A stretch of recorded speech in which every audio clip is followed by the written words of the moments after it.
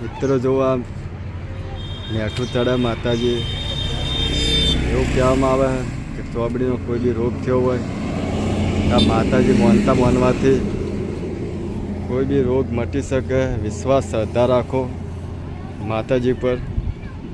અમે પણ આયા ખુદ મેઠું લઈ.